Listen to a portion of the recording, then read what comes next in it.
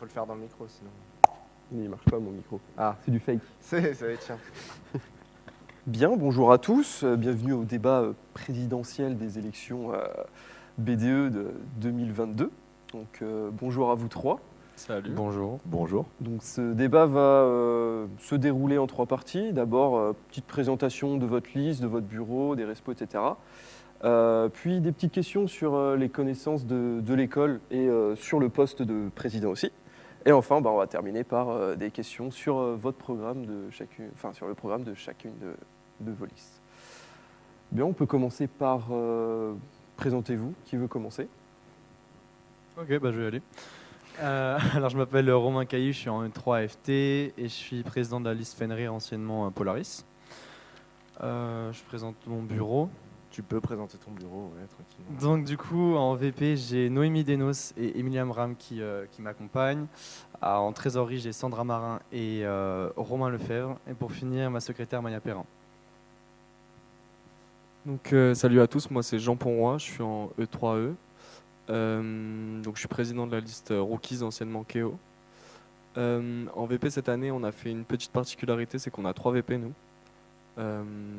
qui sont du coup Anaïs Sadala, Sébastien Bois et Charles Doux. En trésorier, on a Nicolas Retsch et Paul-Arthur Sébastien, d'IPA. Et en secrétaire, on a Louison Schisler. Ok, à moi, je m'appelle Enrique Hugo, je suis en E3FI. Mes VP sont Jade Bénis et Antonin Le Savre. Ma trésorière est Wendy Gorlier. Et ma secrétaire, et mes trésoriers sont Maxime Délysée et Simon Levezo. Très bien. Ah bah, c'est Oui, bien, oui, tu connais même pas le... ça va. Si tu as besoin de nom dans ta liste. Je te demanderai. Merci.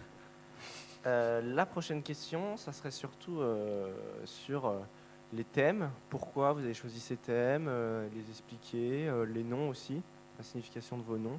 Donc on va commencer, je vous propose par les noms, comme vous les avez vite fait présenter. Pourquoi ce nom et quoi ça représente, etc. Ok, alors du coup notre nom c'est Fenrir, c'est le fils de Loki dans la mythologie nordique. Ce nom est très représentatif pour nous parce que dans l'histoire Fenrir a été enfermé en fait par les dieux d'Asgard, donc les dieux nordiques, parce qu'ils avaient peur de sa force et en fait c'était un peu une injustice qu'il a vécue. Donc on trouve ça très symbolique et très représentatif de pas mal de choses. Et voilà, il joue un rôle très important aussi à la fin de l'histoire nordique. Donc voilà, c'était important. C'est un nom vraiment qui signifie beaucoup de choses pour nous, la puissance et la vengeance aussi. Ok. Donc nous, notre thème c'est les États-Unis, en général la culture américaine. Il y a eu énormément de discussions sur les thèmes, ça a été compliqué à trouver, il y a eu beaucoup de discorde. Au départ on était tombé sur fraternité, qui en fait c'est l'esprit des fraternités américaines qui nous a tiré, cet esprit de quelque chose qui lie tous les étudiants pendant des années et des années, ça nous a tiré vraiment.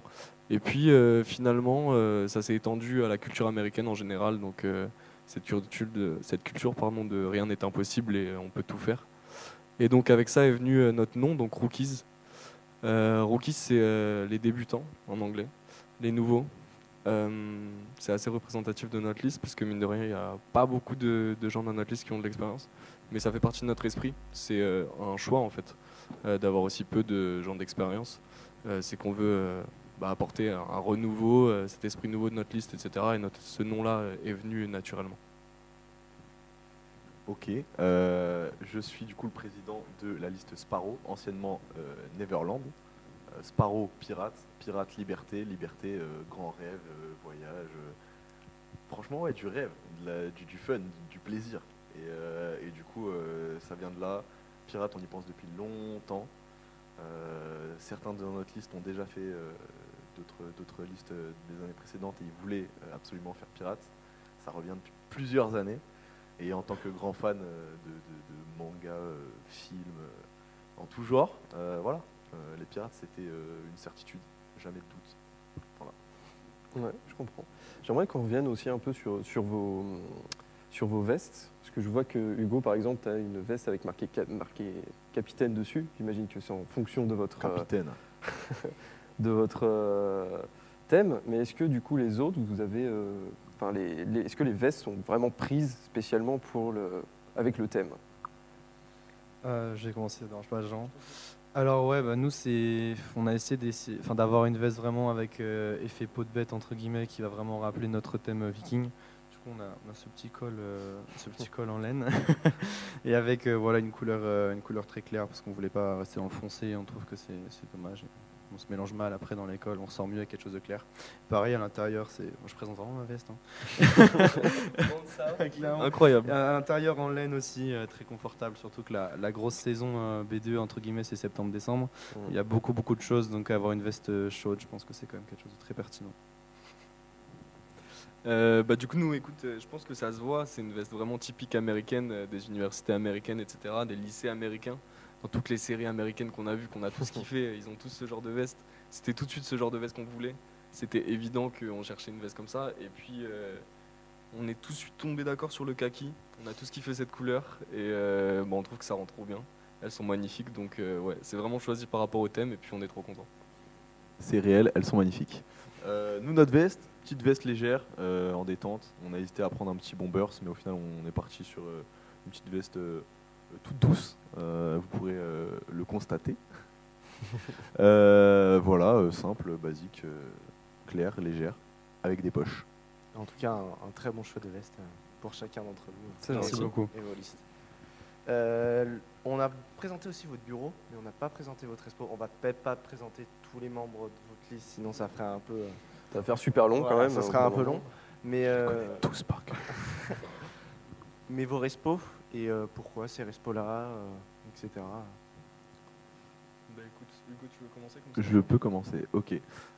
Alors, nous, dans le pôle com, on a deux respos, un respo créa et un respo réseau com. Donc Candice Marchand est notre respo com, communication.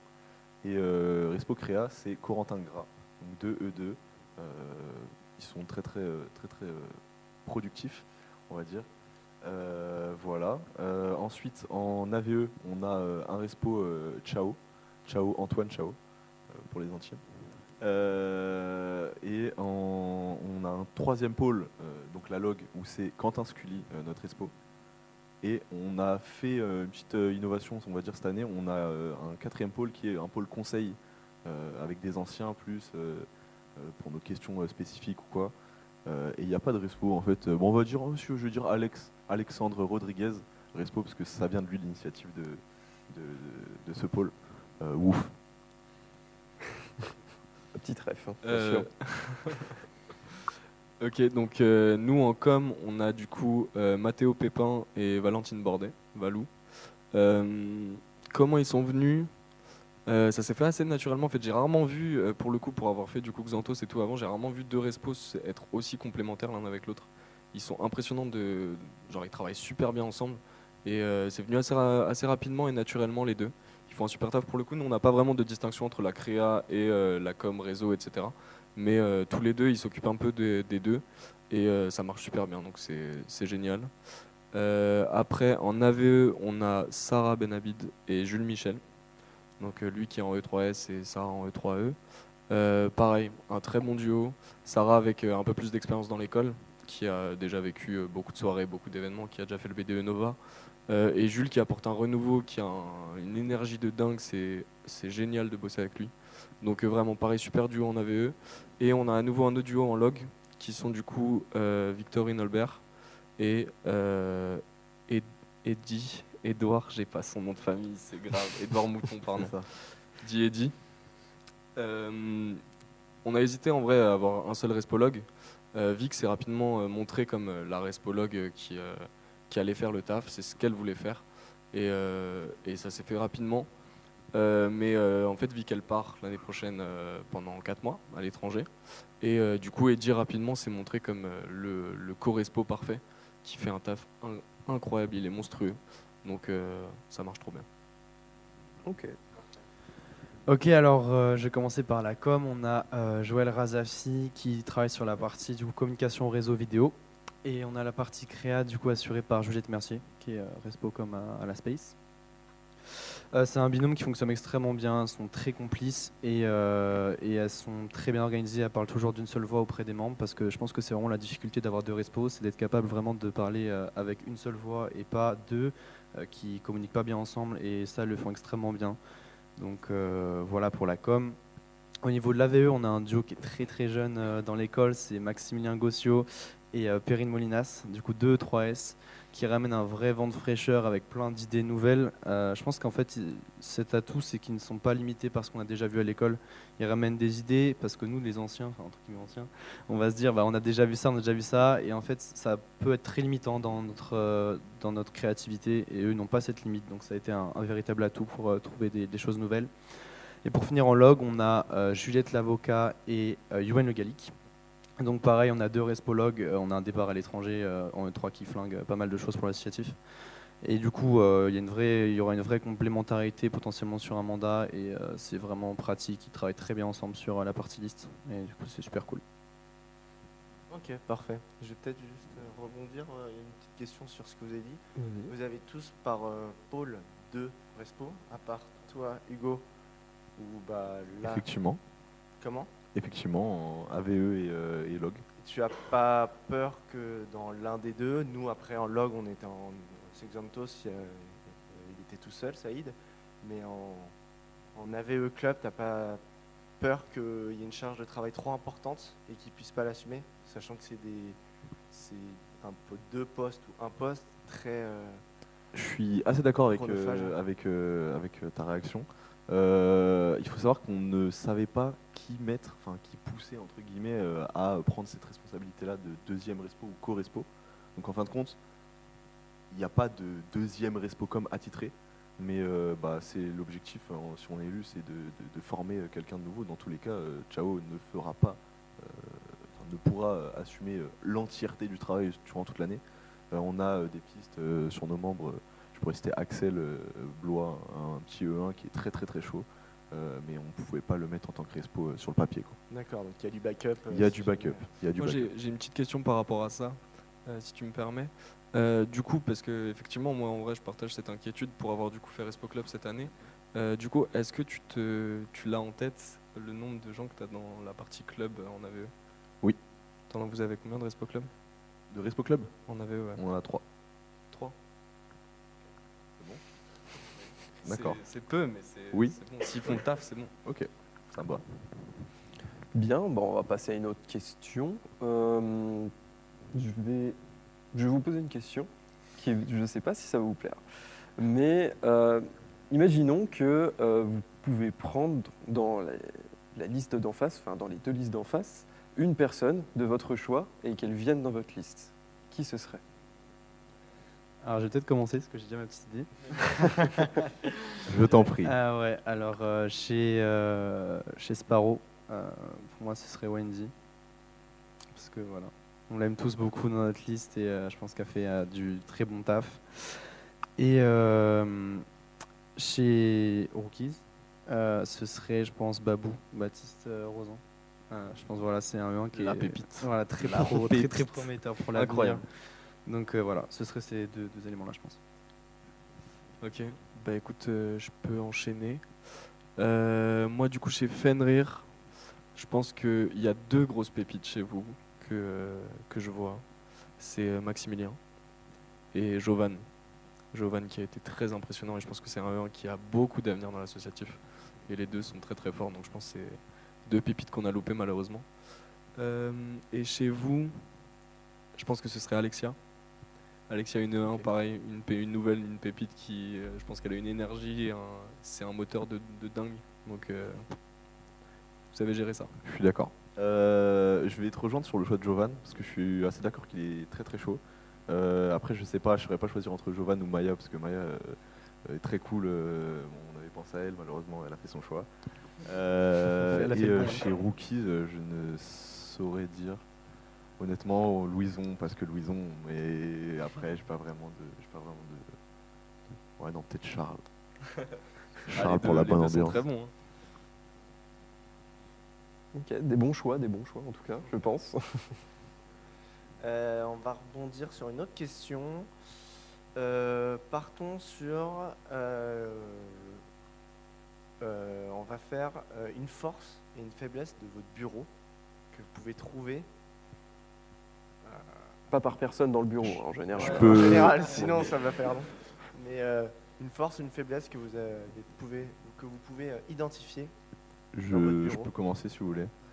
Ok, une force, je dirais communication. On n'hésite pas à se dire les choses. C'était un peu notre peur au début, étant donné qu'on est tous quand même potes à la base. Peur de faire des reproches, peur de sortir, sortir quelqu'un ou d'engueuler entre guillemets quelqu'un du bureau. Mais au final, avec le temps, ça s'est fait. On s'est tout de suite dit que fallait qu'on se dise qu'on avait tous des choses à apprendre. Certains sont d'anciens listés, d'autres pas du tout. Donc du coup, on se dit les choses. Et en faiblesse, je dirais que c'est peut-être l'engouement, ou je ne sais pas, le vice de l'engouement, qui fait qu'on prend beaucoup de responsabilités tous, et donc du coup on se surcharge peut-être, ce qui fait qu'on prend du retard sur d'autres choses. Donc peut-être le surmenage. Moi, pour le coup, en faiblesse, je pense qu'il y a beaucoup de caractères assez forts dans ce bureau. Et ça monte très vite dans les tours, très rapidement. Il y a notamment 2-3 pitbulls, Anaïs et Nico, je vous aime, qui se gueulent dessus très vite. Heureusement, on a Sébastien Bois, Louison, qui font une différence, qui les calme. Mais ouais, ça monte très vite dans les tours et du coup, ça nous fait perdre beaucoup de temps. On est obligé de calmer les choses, de faire une pause. Et notre force, je pense vraiment que c'est notre efficacité. J'ai été impressionné par la charge de travail que tous, autant qu'on est dans le bureau, on peut porter et on peut régler des choses, des dossiers, mais en quelques jours, en une soirée, en une nuit. Et il y a plusieurs fois où j'étais vraiment marqué et impressionné par ça. Ouais. Ok, alors je vais commencer par les faiblesses. Je pense qu'on a, je dirais, une intégration entre guillemets du bureau par rapport à l'ensemble de la liste qui est différente par membre. C'est-à-dire qu'on a fait énormément de soirées cette année, vraiment beaucoup. Et c'est vrai qu'il y a certains membres du bureau qui étaient un petit peu moins présents. Du coup, je pense que voilà, l'intégration des membres du bureau par rapport à l'ensemble de la liste est un petit peu différent. Ça crée parfois un petit déséquilibre. C'est que les membres ont tendance à plus parler à ceux qu'ils ont plus vus. Donc voilà, ça crée un petit déséquilibre. Après, bon, c'est rien de très méchant.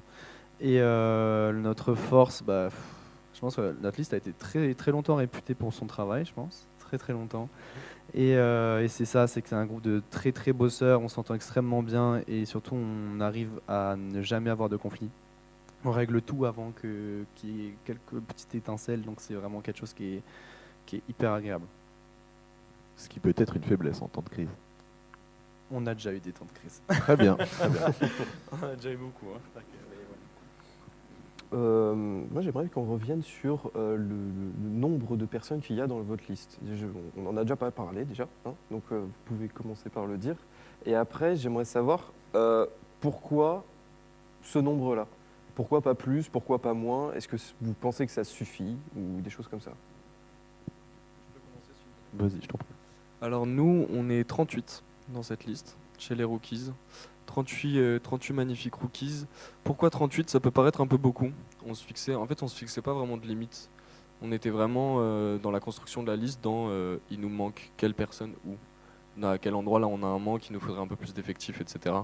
On a un pôle AVE par exemple qui est beaucoup plus chargé que dans d'autres listes. Mais pour le coup, c'est comme ça que ça marche et en fait ça s'est fait naturellement, tous ces recrutements. Donc voilà, on a beaucoup recruté, on a recruté même jusqu'à très tard. Notre dernier recrutement il date là il y a genre 3 semaines, un mois.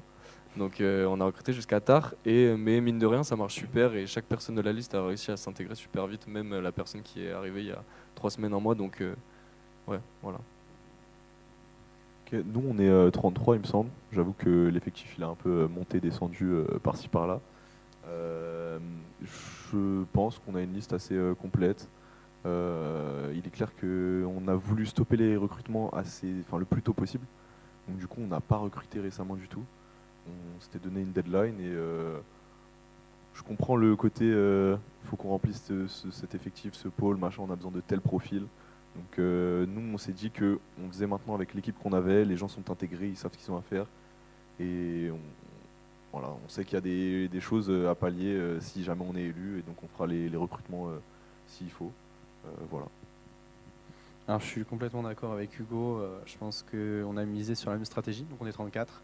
C'est de finir le recrutement tôt. Donc, après tôt, pour notre part, c'était début février. Parce qu'on avait conscience que la cohérence du groupe, c'était la chose la plus importante, qu'il y ait une vraie complicité entre nous tous. Et aujourd'hui, je pense que ça se ressent vraiment. Et recruter tard, ça implique beaucoup de choses. Et voilà, on avait aussi envie que nos membres vivent une expérience liste, une vraie expérience liste, et pas de un mois de liste. Et puis après, voilà. Et puis on avait un groupe qui fonctionnait bien. Tout le travail s'est toujours bien fait à 34, donc voilà, il n'y avait aucune raison de recruter davantage, en sachant que sur le mandat, Louis, je pense que tu pourras me le confirmer, mais il n'y a pas besoin de 34 membres. Enfin, il n'y a pas besoin de 40 membres. Je pense que ça peut tourner correctement à un peu plus de 30. Justement, D'accord, après, c'est la question, c'est de garder ces 34 membres. voilà, c'est ça. Et de garder ces 38 membres, d'où la difficulté de toujours. La réflexion, elle est là aussi d'avoir un effectif assez grand. Bon, recruter tard, c'est un autre débat, mais d'avoir un assez grand nombre, on le sait tous, c'est dans tous les B2, vous avez beau être la liste la plus travailleuse, etc. C'est évident qu'il y a beaucoup de membres qui vont devenir des fantômes pendant le mandat, ça arrive tous les ans. Et la question, c'est est-ce qu'on va réussir à tenir un mandat et tous les membres vont réussir à rester motivés pendant tout le mandat, parce qu'il y a des B2 où voilà, à la fin, on se retrouve à 15 et putain, c'est chaud quoi. Ouais, je suis d'accord avec toi, d'où la question de la cohérence et du recrutement tôt. C'est que en fait, je pense que c'est le cas pour toute liste, mais c'est une vraie famille. Et au-delà de l'aspect travail, c'est que rien que pour nos potes, entre guillemets, il est hors de question qu'on ne travaille pas. Et tous les membres ont vraiment ça en tête. Et du coup, la cohérence du groupe fait qu'on est vraiment confiant en cas de mandat qu'il n'y aura pas de membres fantômes, parce que justement, on est très proches les uns des autres et ils ne pourront jamais faire ça juste par conscience en fait. Après, recrutement tard veut pas dire pas de cohérence, hein. Je tiens à le rappeler parce que j'ai l'impression que... Non, mais par contre, moi je m'inquiétais pour votre nombre. Au final, bon, 38 ça va. J'avais des échos que vous étiez encore plus que ça. Mais au final, ouais, je sais pas. Je suis surpris aussi par 3 VP. C'est peut-être une façon de manager sur plus de personnes. Alors, 3 VP, si vous voulez, on peut en parler maintenant. Je pensais qu'on en parlerait un peu plus tard, mais pourquoi pas. C'était Pourquoi le but, 3 mais VP c'est pas grave, hein. Tu as amené la question, Hugo, donc c'est parfait. Pourquoi 3 VP? En fait, on réfléchit énormément au mandat avant de penser à la liste, à comment ça va marcher pendant le mandat, comment on va réussir. Là, on a monté un programme qui est incroyable, qui nous représente vraiment, pas incroyable en mode je suis sûr que c'est fou, c'est nos idées et ça nous représente et c'est notre esprit, etc. Maintenant, on sait aussi, encore une fois, sur les précédents B2, que les programmes, ils sont rarement tenus. Il y a plein de choses, même Xanthos, alors que pour le coup, Louis, je pense qu'on avait un très bon B2 et des gens assez sérieux, on n'a pas réussi à finir notre programme. Parce que souvent les programmes sont trop chargés, etc. Alors du coup, on s'est dit, bon, comment on s'organise? Soit on fait un programme moins chargé, mais du coup il y a plein d'idées qu'on va devoir virer, qui sont importantes pour nous, etc. Soit on réfléchit à une stratégie pour qu'on se dise, chaque tâche du programme sera assignée à un certain membre du bureau, ce sera le responsable de tenir cette tâche, on va pouvoir répartir les choses bien, etc. Et la solution la plus évidente, c'était de créer un nouveau rôle. Et du coup, on est venu à créer un nouveau rôle, et puis en fait, rapidement, quand je suis arrivé dans la liste, en fait, ça s'est fait assez naturellement d'avoir un membre en plus dans le bureau. Et du coup, on s'est dit, un 3e VP, en fait, ce serait parfait pour pouvoir tenir notre programme sur tout le mandat. Ok, très bien, merci. Moi, c'est une réponse qui me convient. Ah, d'accord, très bien. Puis on peut passer à une question suivante. Sauf si tu veux la faire, la question sur le président. Sur les présidents. Ouais, ça change pas grand chose. Mais je sais pas. Je n'ai jamais été président. Moi, j'avais une question sur. Alors, une autre question, je te laisserai faire l'autre. Sur pourquoi vous, en tant que pourquoi pas quelqu'un d'autre? Parce qu'on est beau. Ça, mais ça, c'est évident. Et il y a plein C'est de pas gens la- beaux dans c'est votre pas la liste, bonne réponse. je suppose, mais Autant pour moi, excusez-moi. mais pourquoi vous en tant que tel et pas une autre personne? Pourquoi pas une femme aussi? C'est vrai. J'aurais c'est bien dommage. adoré. Voilà. Ouais, c'est vrai que ça aurait J'aurais été bien. adoré que ce soit quelqu'un d'autre que moi. Non, pourquoi est-ce qu'on a choisi de me mettre en tant que capitaine? Parce que, pour être honnête, j'étais là au tout début de la liste, donc à la création, enfin, je crois que j'étais même pas là à la création, mais bref, j'étais le premier membre recruté. Et on discutait depuis le tout début sur qui est-ce qui allait leader le groupe. Et donc en fait, tout le long du recrutement, on se posait les questions, est-ce que cette personne pourrait être un président ou un capitaine, ou appelez-le comme vous voulez, ou une présidente bien entendu. Et en fait, on n'a jamais trouvé cette personne qui pourrait potentiellement me remplacer, que ce soit en charisme, en organisation, en taf, je sais pas sur quoi vous jugez un président. Mais voilà, ça s'est fait naturellement. Tout le long, j'ai essayé de refiler ce poste à quelqu'un d'autre. mais non, mais tout le monde était d'accord. Ça fait partie des postes qui n'ont absolument pas changé du début à la fin. Moi pour le coup c'est un peu bizarre parce que je suis arrivé assez tard chez les Rookies. Je suis arrivé assez tard dans cette liste et en fait rapidement j'ai été inclus dans les discussions du bureau alors que je n'étais pas du tout au bureau mais du fait potentiellement aussi un peu de mon expérience avec Xanthos, de ce que je savais faire, etc. Ils m'ont rapidement inclus dans le bureau. J'avais pas vraiment de membre de place, de rôle vraiment au bureau. Et puis on a eu un petit souci avec l'administration, avec notre ancien président, qui était Charles Doux, qui n'a pas finalement pas pu rester président. Et du coup, on s'est retrouvé sans président pendant un petit moment. Et naturellement, en fait, ça s'est fait. Pareil, je ne saurais pas dire quelles sont les qualités qui ont fait que je me suis retrouvé là. En vrai, je m'y attendais pas du tout. Mais après, j'en ai dit une dès le début, tu vois. Enfin, ça se voit quand même. Non, mais du coup, voilà, ça s'est fait assez naturellement. Et puis, ouais, rapidement, j'ai commencé à prendre le lead des réus bureaux, etc. Et puis, ça m'est un peu tombé dessus. Un peu comme une évidence on n'a pas de président qui va pouvoir assumer le rôle maintenant. Et du coup, ça m'est tombé dessus. Et puis voilà. Je me retrouve là et puis ça se passe super bien. Et je m'attendais pas à ce que ça se passe aussi bien. J'avais un peu peur au début. Mais en vrai, ouais, vraiment content. Déjà, je vous remercie pour votre honnêteté, parce que vous avez été tous les deux très sincères, et même dans des situations un peu compliquées, c'est vrai qu'on a tous envie de dire qu'on est président comme ça, naturellement, on est tombé là. Mais ouais, du coup, j'ai fondé la liste déjà au tout début, et c'est vrai que c'est une position qui est arrivée très naturellement, enfin, je pense que c'est le cas en tout cas. Et j'ai toujours l'idée, la liste, entre guillemets, et du coup, voilà, c'est arrivé naturellement, on a fini par voter. Et j'ai gagné. Et puis voilà, je suis devenu président. Ouais. Tout ça juste pour dire, vous voulez nettoyer des toilettes en fin de soirée. C'est bien ça le problème. Tout à fait, on a hâte. Je vais peut-être changer ça. Nouvelle ligne dans le programme. Faites ce que vous voulez. Ça, c'est plus ton ressort. Ça sera plus de mon ressort, et j'en serais bien content.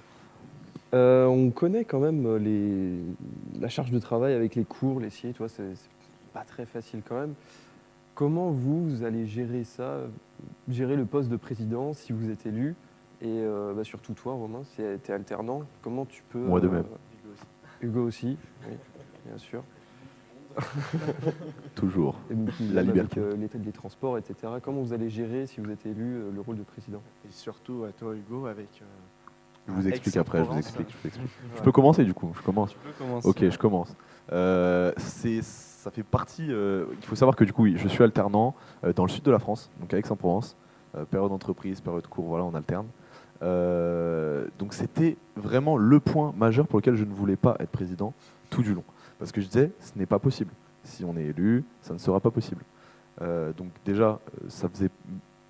Enfin, comment dire, avoir de bons VP était dans mes obligations pour être président. Donc c'est pour ça qu'on a Jade et Anto qui m'accompagnent, ainsi que Wendy d'ailleurs. Enfin bref, je voulais un bureau en qui je pouvais avoir pleinement confiance. Sinon c'était impossible pour moi. Il faut savoir que Paris se fait en 3 heures de train TGV. Donc c'est conséquent, mais avec l'organisation, revenir un jeudi soir pour une cafette, être en télétravail le vendredi, ça se fait sans problème.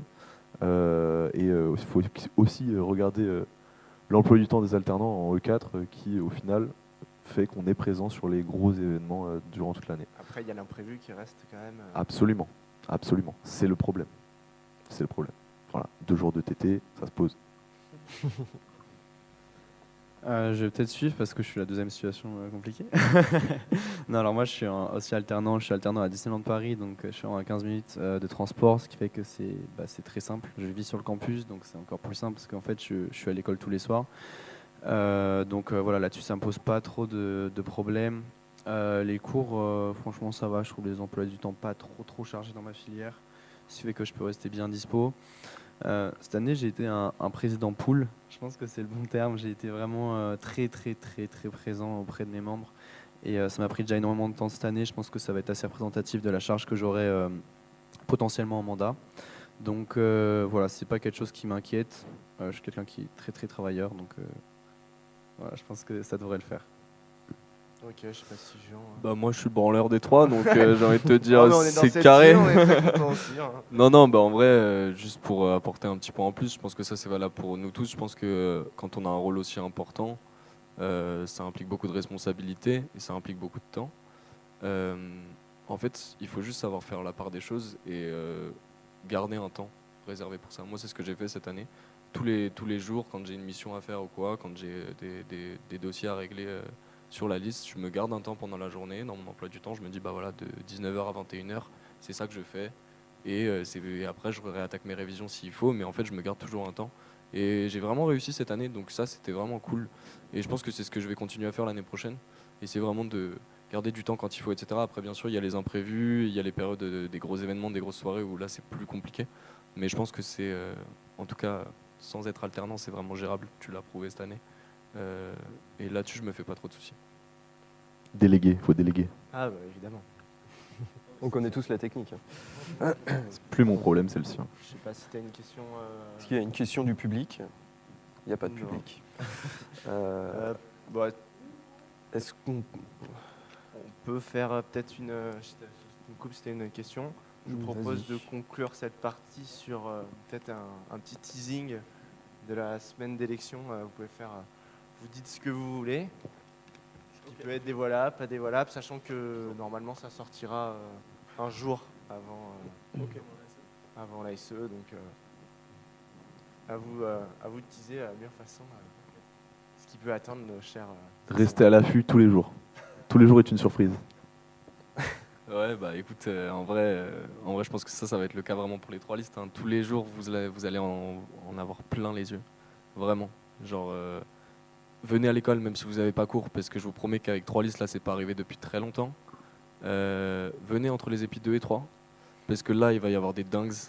Dehors, là, mais vous vous rendez pas compte de ce qu'il va y avoir. Depuis vos salles de cours, vous allez voir des trucs. Donc, voilà. Et puis, moi, je vous donne rendez-vous surtout le mercredi soir au Yala, dinguerie. Venez, je vous promets dinguerie.